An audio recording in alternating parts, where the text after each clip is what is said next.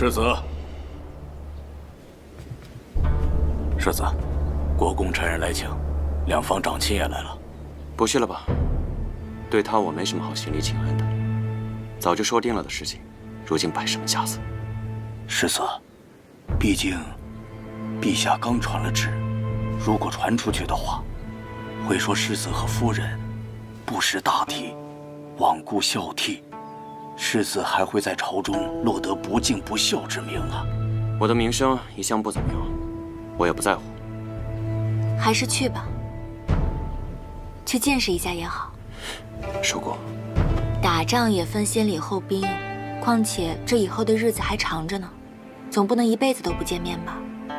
你从前可不是这么婆妈的人，现在怎么了？怕了？我怎么会怕他们？我是答应过你，不让你做这些烦心事。可如今才新婚头日，没事，走吧。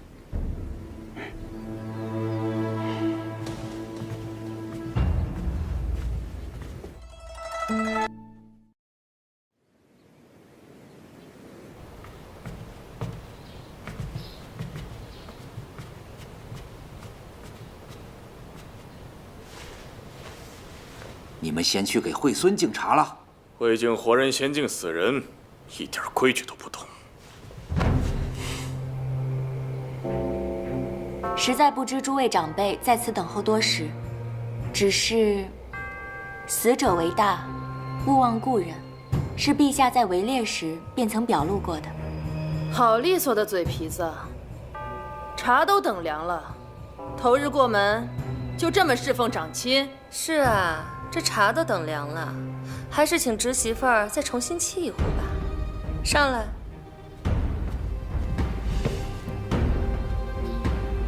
先前府上都发生过什么？大伯和三叔是忘了吗？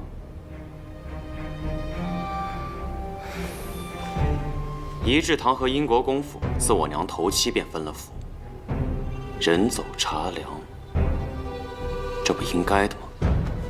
可是你别忘了，你还是英国公府的世子。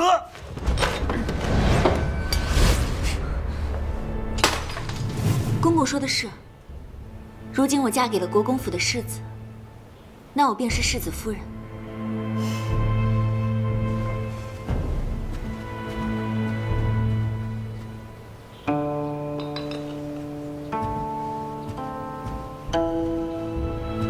公公请用茶。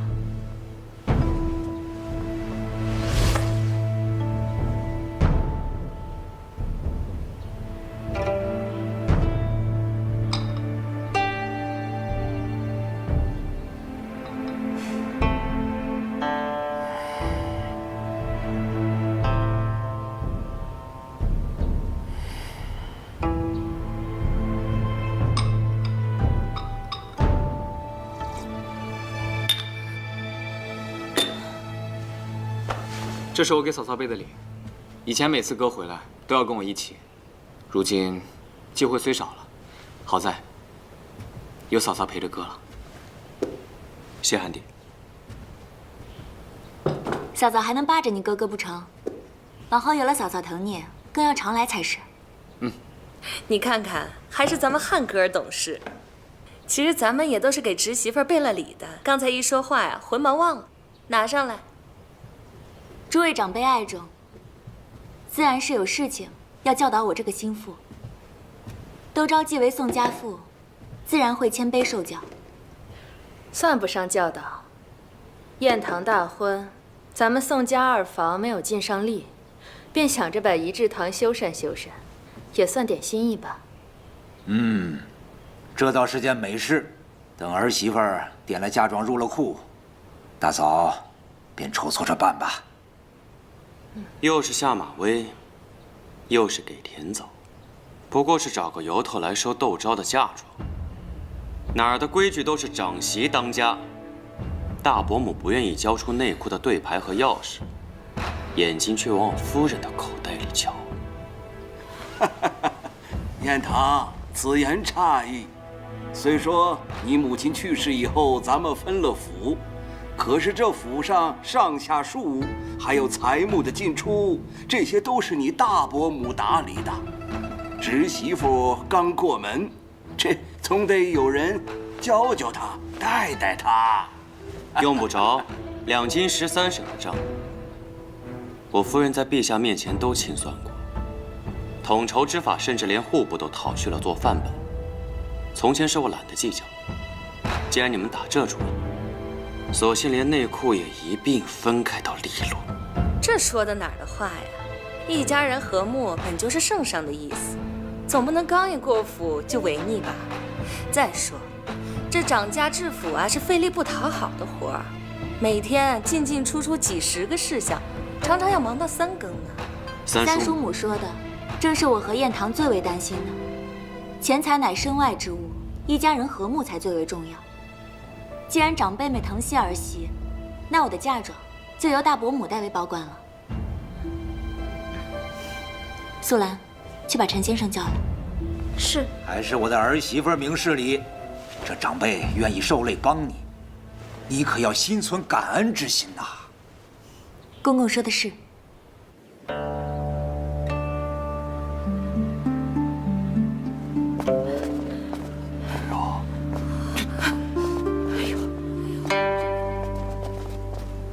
你的私产不都折损在福亭了吗？是啊，只是野火烧不尽，正巧要赶上了春风。苗家做的土豆生意，有我80%的本钱。小姐，刚才我已大略查过，约7万两。张姐姐独具慧眼，今年的分红都在这儿了。你是说这7万两只是分红？嗯，这2箱便是公侯之家10年的脚用呢。别大惊小怪，被人看了笑话。我本是想着把嫁妆和这些分红一同入了府内的账，替长辈们分忧，帮忙管理府内的账。每年估计有个20分息的增长，各种置业、买卖、农作，加起来至少会获利7、8万两。如今都归了大伯母掌持，想必会比儿媳赚得更多。啊，这1年赚7、8万两，我哪能啊？是。儿媳的嫁妆中还有一些田庄商铺，是和京城的一些侯伯夫人们合资的。每年若是赚不足这些银两，怕是要断了这层关系了。做生意嘛，最讲究的就是信誉了。这信誉要是没了，这生意就很难再续了，说不定还会得罪对家。弟妹生财有道，在京城是出了名的。婆母平常打理府上用度，那和弟妹的生意比起来，确实是不值一提。不如我看这账还是分开了算比较好，免得一家人啊最后因财生了嫌隙。男子汉大丈夫，贪女方嫁妆财产最没出息。苗姑娘，把这些银钱弹回去，免得人家说我们宋家不是。好，我继续替姐姐管钱赚钱便是。抬走。赵二，跟三叔母说说，这些钱是怎么赚的？真没想到啊，侄媳妇这么能干呐！啊，二弟，我看不如把英国公府咱们的私产都交给侄媳妇打理吧，反正都是自己人，信得过是不是？是啊，这样好。大伯有命，本是不敢推辞的，只是若公公不点头，我身为心腹，实在是不甘无宁。二弟，二哥，我懒得管了。不是，哎，二哥，二弟呀，二弟，二哥，你别不管啊！弟妹，你这生意可否也给你大伯家和三叔家留个席位？是啊，赵二，咱们手上都有些积蓄，我们都拿。我还当他是暗亏朝野的辅佐之才，一起赚点。没想到后宅争斗也是一把好手。我知道世子是护着小姐，只是定国公和蒋夫人之死，乃一脉连枝啊。偌大的内宅，无非就是从钱财的调度和仆人的言行之中去查。小姐争掌府之权，也是为了世子。现下笼络人心，对牌，自可水到渠成。对呀。二弟呀，这件事你可不能不管呐，这可是7、8万两银子。这俗话说这个利字当头嘛，啊。对呀，咱不用怕，这对牌不是还在我们手里吗？是啊。我平日薄待你们了吗？他才进府1天，就把你们全都给拿捏了，不，愧对列祖列宗。这尸骨不化。哎呀，走了。我说哥，你怎么和钱过不去呀？老三呐，别跟他啰嗦了，快出来！哎，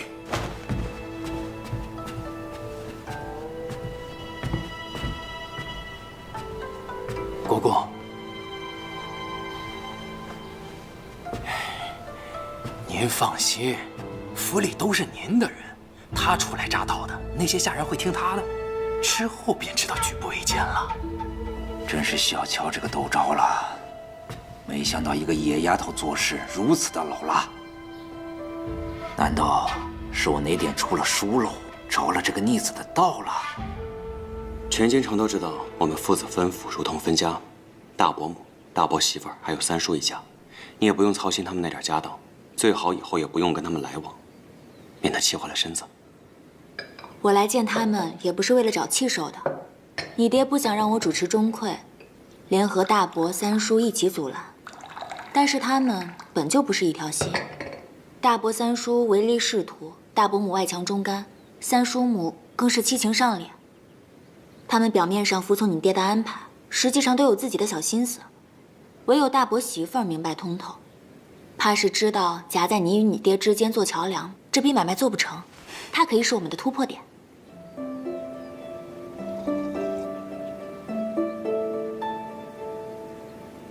怎么了？只见过一次，就这么清楚，我的夫人为何如此聪慧？当日在田庄我救乌善那次，你不也一眼就看出了我家里的弯弯绕？还是世子那招相面之微比较厉害。日后英国公府那边要再出什么花招，你让陈先生去金吾卫队找我，莫要自己扛。昨夜里还奉承我是女诸葛，这就信不过我了。不是信不过，是担心。对了，我送你一样东西，给你傍身吧。我第一次。没关系，稳住重心，盯着目标，瞄准。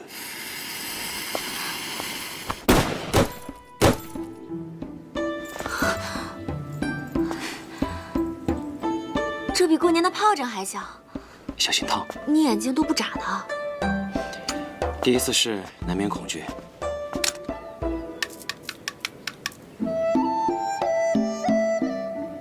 越是害怕，越是要心定，沉住气。放心，我在你身边。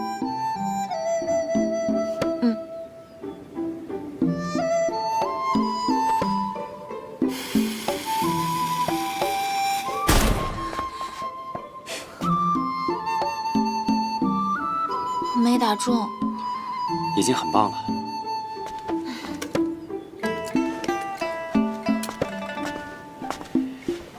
你若今日打中那个风铃，就算是入门了。试试。我先去梳洗一下。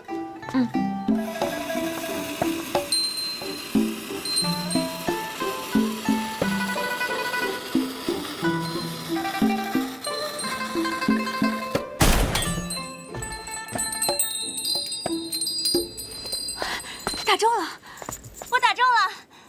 夫人，可塑之才。手怎么了？给我看看。怎么又流血了？没事，我爱的。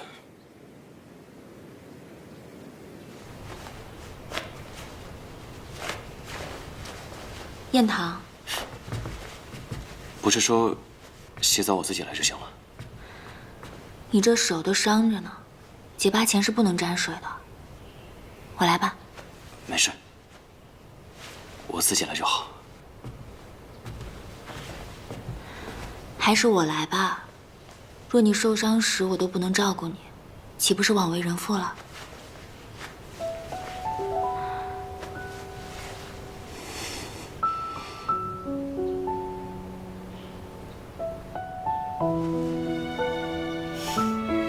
没想到堂堂7尺的宋大将军，还有害羞的时候。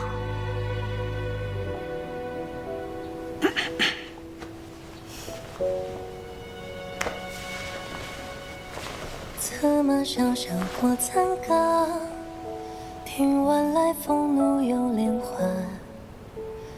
物是云台未消散，余生望你轻若安澜。夜明只是风浩帆。我说我自己来，不是害羞，是怕吓着你。有朝只是写一生的傲然，为你带花。之前在朝文书铺，陈先生帮你包扎时，就曾说过，你背后满是伤疤。父亲居然看到了。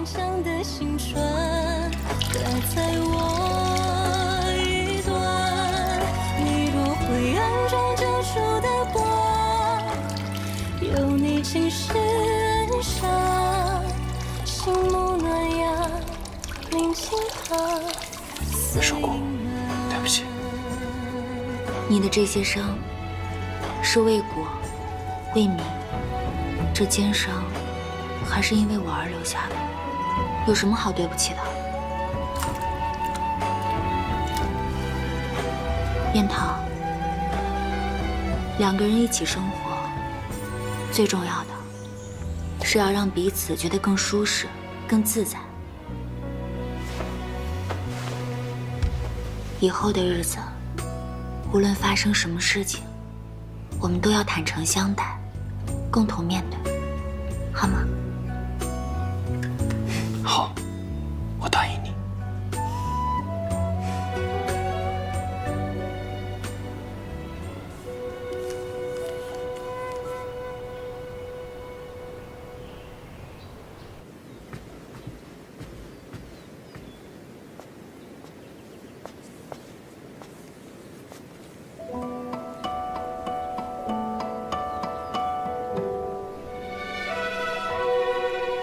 侯爷，明儿来了，还不让我看，我倒要看看，我看看。明儿，等画完了，你就知道了。不，我现在就想看。明儿，这是个秘密。那好吧，侯爷吃个水果。啊，我看看。你不让我看，就不让你看。看看，侯爷，你真是的。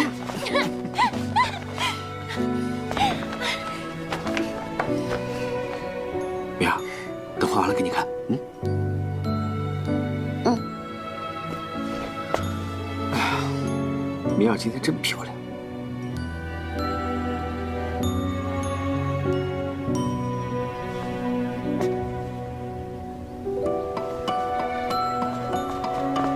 老爷、夫人，给姑奶奶准备的八珍汤好了，该去问安了。问安，一天到晚就是问安，烦不烦？行了，你先下去吧。是。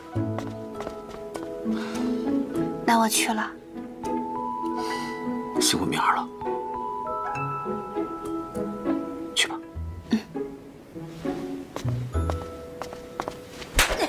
还敢顶嘴！怎么了？周嬷嬷做错了什么？我听到了下人编排夫人，不过斥责了几句。你是侯夫人的嬷嬷，我是国公夫人的嬷嬷，你斥责我，便是心腹对家姑的不敬。日后这规矩，你得替侯夫人记牢了。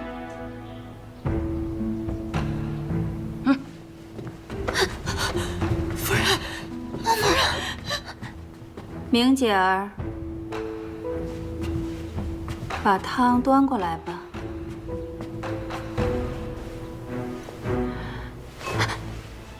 还不快点儿！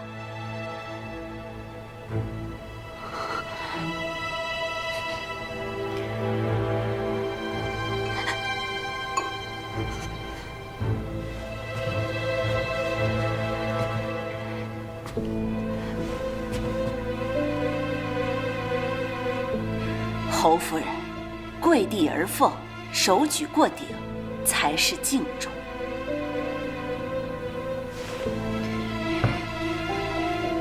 八珍汤里的熟地黄，是明儿亲手炒熟加上的。姑姐气血亏虚，喝此汤最有益。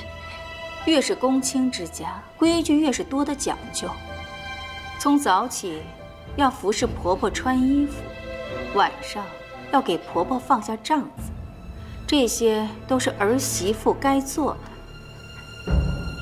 这几天你学学规矩，一一照做。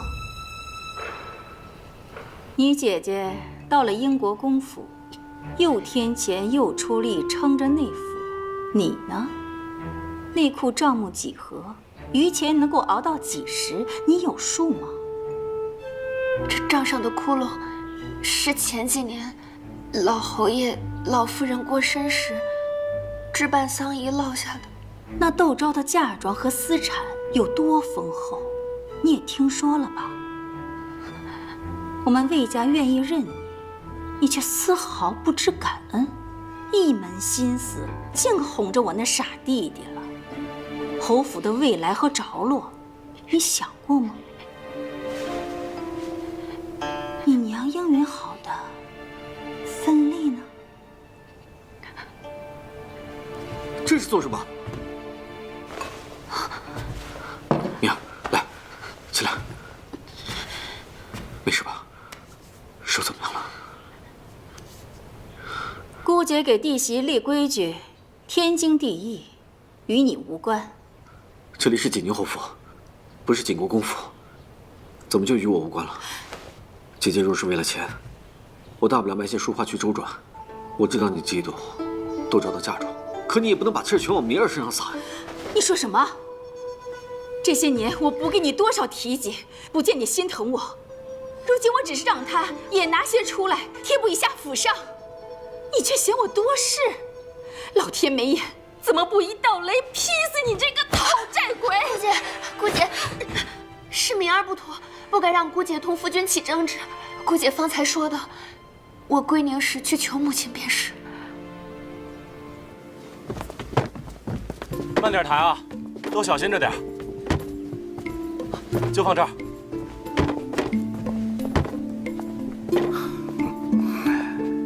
这么多的回门礼，想必京城是头一份啊。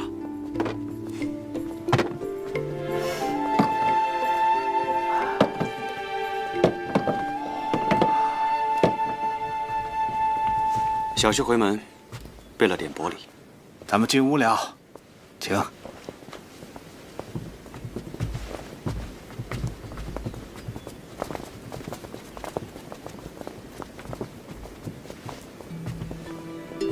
你这是存心让我女儿难堪。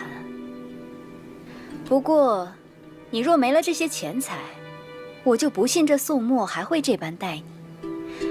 不像我家明儿和侯爷情深爱浓，根本就不需要这些俗物。你呀，只不过是个可怜人罢了。这些话从夫人嘴里说出来，还真是新鲜。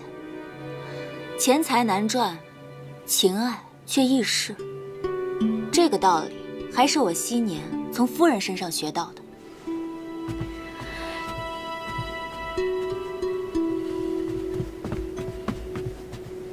七奶奶，锦宁侯夫人归宁来了。这么多年，母亲容颜不改，如今与我不似母女，倒似姐妹了。是啊，你不在这府中的日子呀，我也省了不少心，自然这气色就越来越好了。倒是你才嫁过去几日啊，就已经消瘦了一圈了。那魏廷珍是不是虐待你了？还国公夫人呢，有这么做姑姐的吗？找机会，我一定要好好跟她算账。母亲，侯爷是护着我的，他待我挺好的。哼，待你挺好。前些日子你回门，他带了什么礼？再看看今日，我和侯爷不在乎这些。但侯府平时什么吃穿用度呀？啊，就算他不在乎，他那个姐姐能不在乎吗？母亲，真的不必担心我，姑姐待我也挺好的。行了，别再蒙骗我了。魏廷真什么脾气秉性我还不知道吗？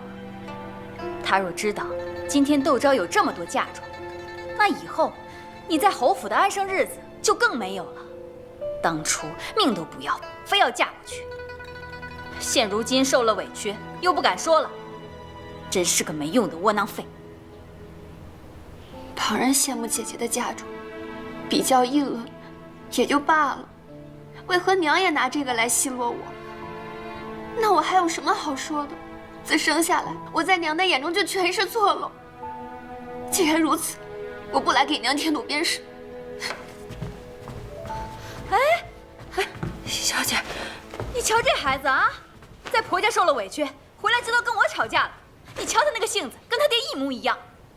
夫人，您不知道，明姐的日子过得实在是辛苦。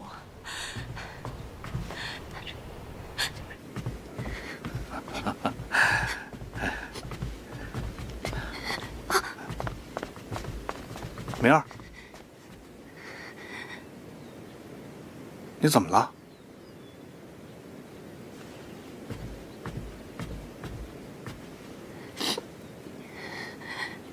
你怎么哭了？明儿定是初为人父，有些想家了。让她们姐妹俩叙叙话，小婿陪您喝一盅。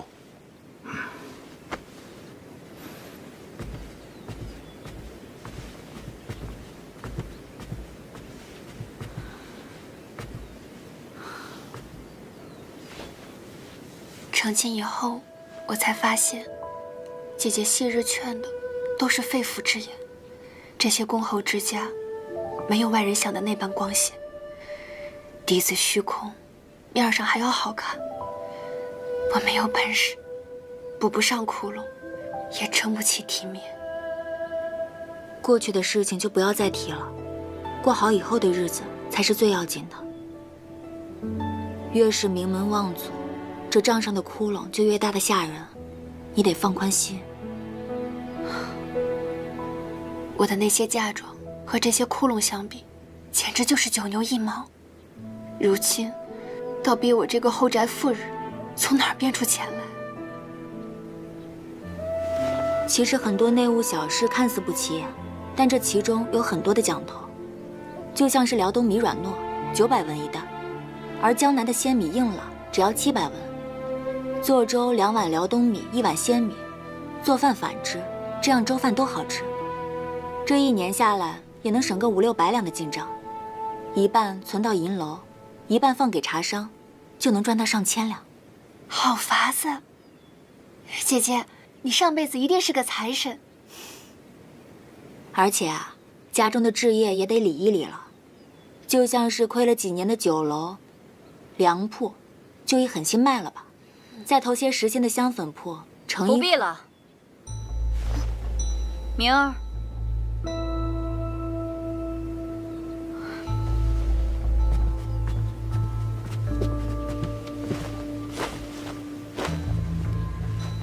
明儿有我和他的外祖撑腰，就不用学你这副抠缩的样子。这辈子，我不会让明儿缺了钱去的。等过几日，让他外祖给侯爷安排个实缺，侯爷仕途昌顺，就更不必为这些俗务琐事而分心了。走。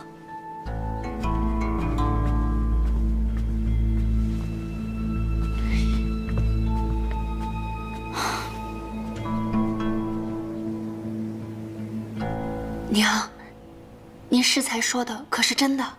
可是外祖向来刚正为公，最恨偏私，他怎会愿意？这人呀，一旦有了子女，就不能只为自己活着。当年父亲遭贬，我也是拉下脸去，卖粥卖粮。如今为了你，我也只能再拉下脸来，求父亲破一次例。把这些拿着。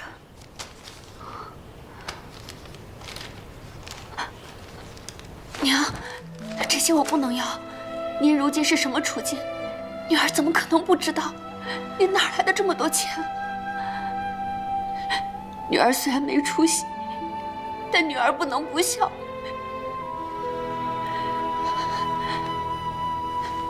土匪放钱可是大罪，朝廷又查得严。娘，咱们再想想别的法子，好不好？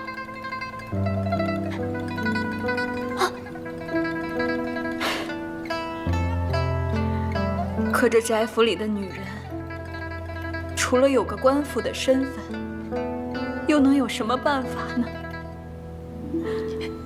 难道要学那窦昭，认识些不三不四的人，操持谏业？明儿，你记住了，你是侯夫人，永远不要做那样的事情。这些你收下，以后在侯府里面硬气点，有娘替你撑腰，知道吗？等以后侯爷有了正业，你那姑姐就不会对你不客气了。真的吗？到时候娘也就放心了。娘，傻丫头。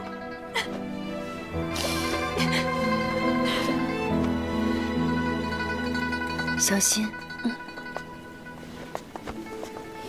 去吧。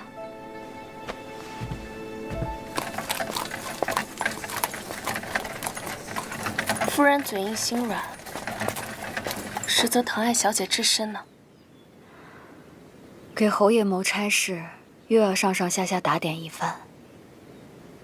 从我司库里再抬一担出来当掉吧。是。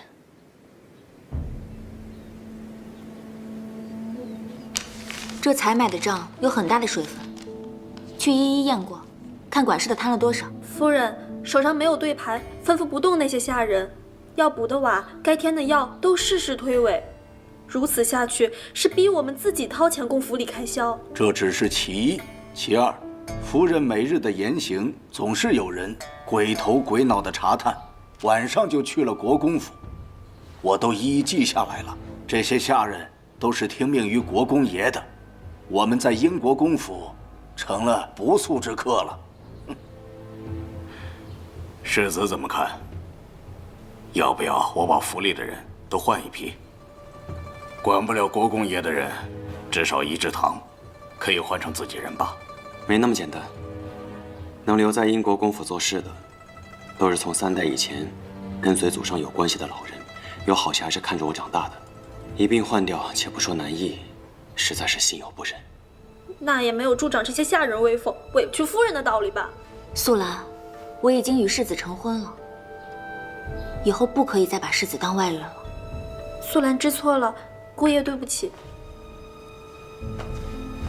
眼下换新的仆人，一时半会儿也培养不成心腹，还有可能混进来细作。如今太子和庆王都想拉拢世子，若是他们的人混进来，会比现在的情况还糟糕。夫人，世子，英国公府的人未必全都要换掉，他们本身忠于英国公府，而不是宋宜春。之前世子行事暴虐，他们以为世子是与英国公府为敌的，所以才站边宋宜春的。倒也是啊，日后若世子真要掌控整个英国公府，而夫人又能拿到府上钟馗对牌，他们自然也就服了。可问题的关键在于，世子被打，婆母去世又很蹊跷。虽然说这院中的家仆都换了一批了，但这其中，说不定还有家仆知道缘由，所以世子不能换他们。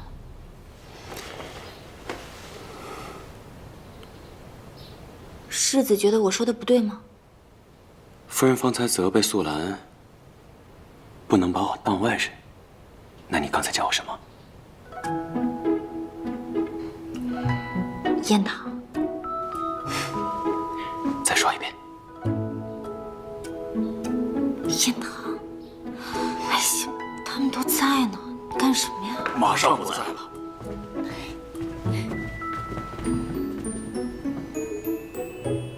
这样看着我做什么？我从前总说自己名声不好，细想，你以前也和我一样名声不好。那是我之前不想嫁人，所以不在意他们说什么闲话。可如今你我成婚，夫妻一体，你要仕途高升，就容不得王映雪、宋宜春造谣传话，损害声望。我得断了他们这本事。本是要保你自在随心，如今却让你成日为这后宅争斗所困扰，是我对不住你。我们家本来也是狼虎一窝啊，谈不上谁对不起谁。再说，你都说我是你的军师了，自然要帮你分忧啊。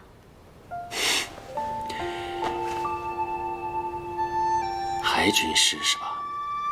军师怎么了？都是你，干嘛呀？这是说点正事，你看你。你在这个房间聊的那些事就不是正事。那这个房间聊的什么是正事？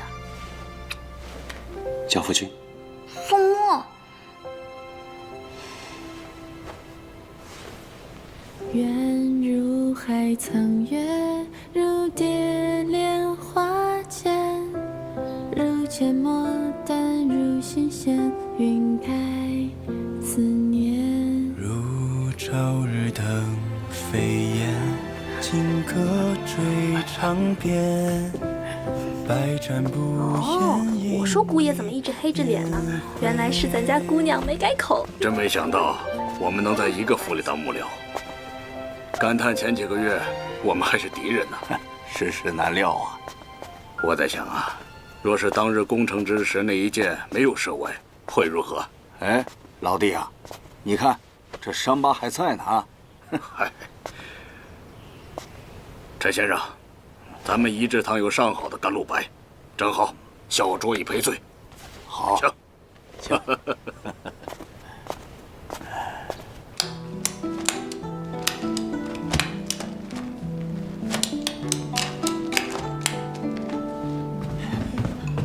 国公，大事不好啊！哎呀，你喊什么喊？一点规矩都没有。好像出事儿了。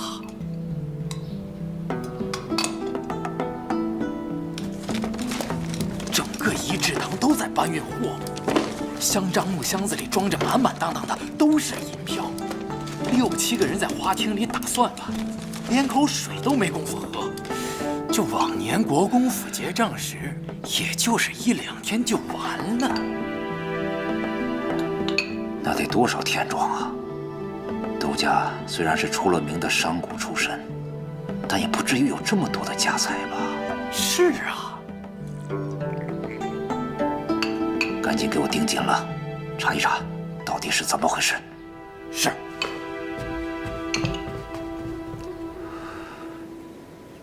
日后见这天色不好，得帮侯爷把话说好了，否则打湿了他要心疼的。是。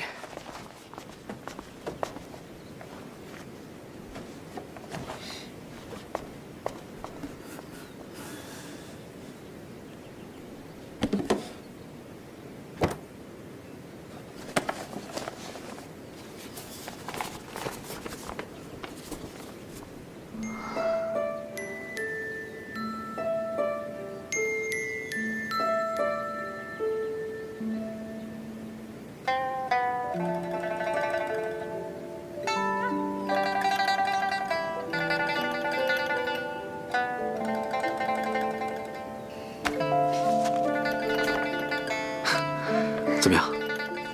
喜欢吗？喜欢。只要是明儿喜欢的，我就开心。这是佩锦上次画的吗？对啊，这不是要给你个小惊喜吗？真好看。夫人，夫人，我家夫人请您过去问话。啊，知道了。侯爷也能陪我一起去吗？明儿，我这还有些画作没做完，等做完了。可是明儿，明儿放心，我姐姐是嫁出去的姑奶奶，你是我明媒正娶的侯夫人，你也应该拿出侯府主母的做派来，省得让他们欺负。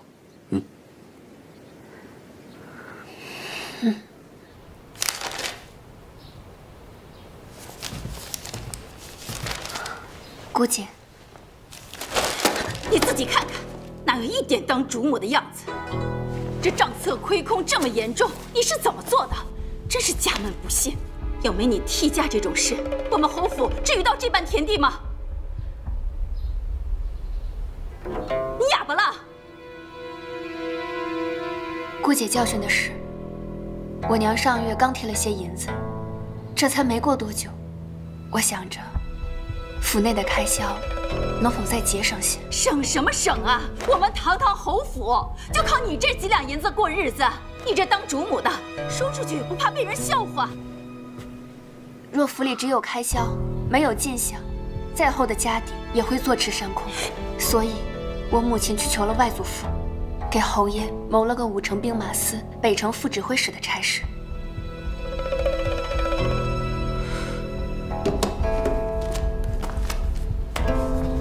这是侯爷的任命书。原本打算叫上侯爷一同将这个好消息告诉姑姐的。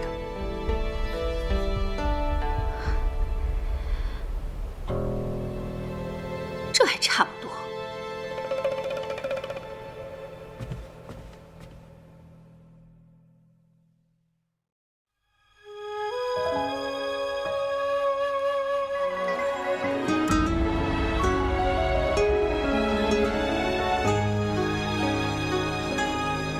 宁儿的孩子就是被你硬生生给弄没的。你今日若不能给我个交代，咱们就去圣天府说理去。姐姐早就告诉过我，侯爷不算是个好夫婿。你后悔吗？